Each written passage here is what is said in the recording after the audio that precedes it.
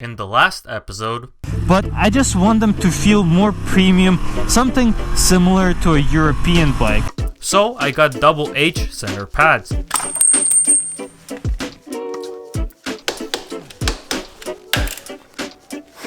Ow. Would I recommend these brake pads? Now, before we start installing more parts on the MT-10, I thought it would be a good idea to install some crash protection in order to protect the bike from, you know. Piece of shit. But as a first, let's get rid of these flashy turbo looking spools, and we're going to replace them with these higher quality spools that feature a metal insert in the middle for the paddock stand. Nice. Now, it's a really good idea to add some thread logger to the threads, as for most people this is a permanent installation.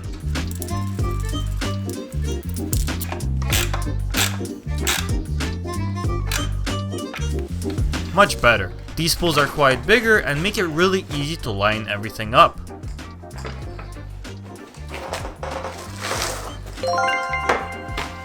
I would like to take this second to thank our sponsor, my wallet. Without it, none of this would be possible. So, thank you, wallet. Now we got this big chungus right over here.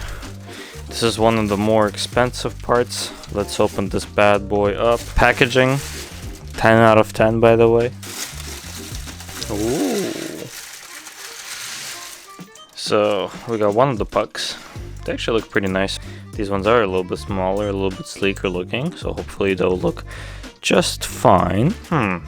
This one doesn't have a cardboard piece like this one. Yeah. Oh shit. When it comes to installing frame sliders, it's important to do one side at a time. After breaking the bolt loose, I did feel like there was a bit of resistance provided by the frame not being 100% lined up with the engine. So I tried applying a little bit of pressure with a jack on the exhaust just as a support. That still didn't fix the issue. So I continued slowly removing the bolt, making sure it's not binding up. After taking a closer look, I did notice that the holes were ever so slightly off center from each other. I tried jacking up the engine from different points and pulling on handlebars, hoping that would solve the issue. But it seems the engine is really locked in the frame even after one engine bolt has been removed. Luckily, the bolt was quite a bit smaller than the hole in the frame, which allowed some room for adjustment. I very carefully threaded in the bolt by hand, making sure that the bolt goes in straight, and then very carefully, by only using the top of the ratchet, I began to smoothly tighten the bolt. If the bolt was to cross thread, you would definitely feel the ratchet stop or suddenly become harder to rotate. In my case, the ratchet felt very consistent, and halfway through it became nice and easy to turn. The workshop manual states that the torque for the engine mounting bolts is 51 foot-pounds. You definitely want to invest in a torque wrench, as tightening these too much will be the worst financial decision you ever made, and not tightening them all the way could lead to a potential injury to yourself or to others. I'll provide all links for all tools used in the description below. Now, if you guys are interested in getting great looking motorcycle first person footage, check out Lightech Moto, which offers a large assortment of custom camera helmet mounts that go exactly in the center of your helmet. All links below, and worldwide shipping is available. The other side didn't give me any problems and was as easy as taking the bolt out and putting the other back in.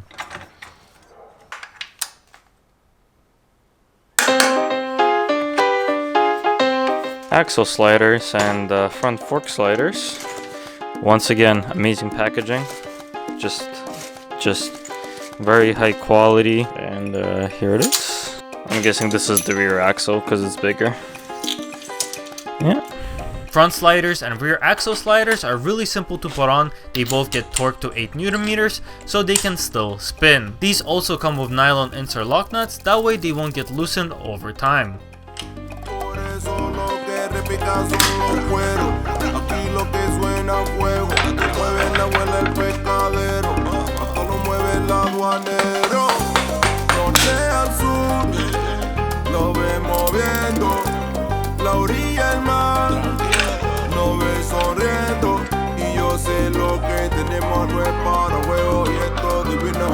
Por eso lo que hacemos gritar, tumbarle con ritmo letal.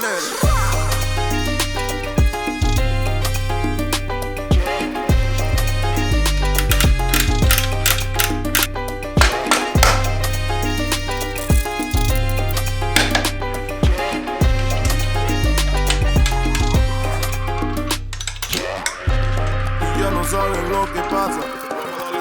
Yeah. Mi abuelita ahora tiene masa. Now it's time to install the crankcase covers. Okay, the packaging is a little bit nicer. So that's the cover. Just looks like an injection mold with some metal parts. $300, y'all. Let's take a look. Again, just piece of plastic. And lastly, we got another piece for the engine. I've actually done a little bit of research, and believe it or not, it's actually cheaper to buy a 3-piece set from Yamaha than to buy a 3-piece plastic cover set from GB Racing by about $42 US, which is kinda interesting. Now, I guess the reason why people go for these is because if your bike ever lays on the ground, the crankcase covers will be less prone to cracking, which will help you avoid getting oil all over the place, which is a valid reason. These covers are really easy to install. You just take out the certain bolts from the crankcase covers and cover them up with the crankcase covers, and use the provided bolts tightened down to 12 Newton meters.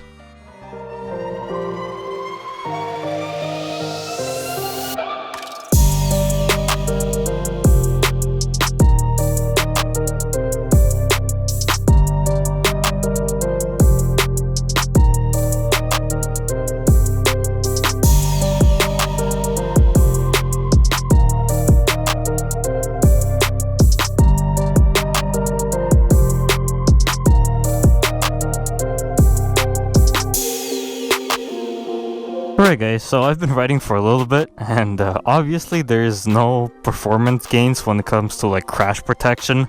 All of this, just the crash protection, such as these frame sliders and GB Racing covers, that costed about 600 Canadian dollars, which is quite a bit. That's a lot of money to throw like at something that you're hoping not to use, you know. When it comes to cars and bikes, obviously there's more cars on the road, so there's a bigger demand for parts. That's why car parts are so much cheaper compared to bikes. Bike parts are like 5, 6, 7, 8, 9 times the price, you know, of regular car parts. But the looks of these frame sliders, they're actually pretty sleek. Like nothing is sticking out, you know. Like my turn signals are sticking out more than the frame sliders, and they're really nice looking, nice materials, very smooth. Because circle is gonna protect this part. It's gonna protect this part, but your handlebars are definitely not protected. Same thing with your turn signals. The GB Racing covers, really pricey, $300, super pricey, but super hard plastic that would definitely protect if you ever drop your bike. These rear spools stick out just as much as these sliders. But honestly, the main slider here is this $600 piece right here. So these are kind of useless on this side. But this $600 piece is going to protect this $400 piece. So that's a win, am I right? On this side, however, these two things will definitely protect the swing arm. And then there's also a little cover right here. So I'm not worried about this side. This engine cover sticks out a lot. So this is a really thick piece of plastic. This is the thickest GB Racing cover that comes for the MT-10. It will definitely protect this. Same thing with this one. It sticks out past this plastic, will protect this, and this will not protect your handlebars once again, or your turn signal. And finally, we got the these axle sliders, or not axle sliders, front fork sliders. They spin just like the rear axle sliders. Hopefully will protect the forks, because you don't want to mess these up. These are really expensive. Now, altogether, pretty expensive. You can buy a motorcycle for the price of all these frame sliders, like a 125 or like 250 or something, like a really old one, which is kind of funny. But motorcycle parts are really expensive, and this is a pretty expensive bike. Even though it's a 2018, I still wouldn't want to damage this. So investing into these frame sliders is just a good thought to have in case some kid runs up to your motorcycles and then pushes it over, you know. Thank you so much for watching, and you have a good one. Whoa.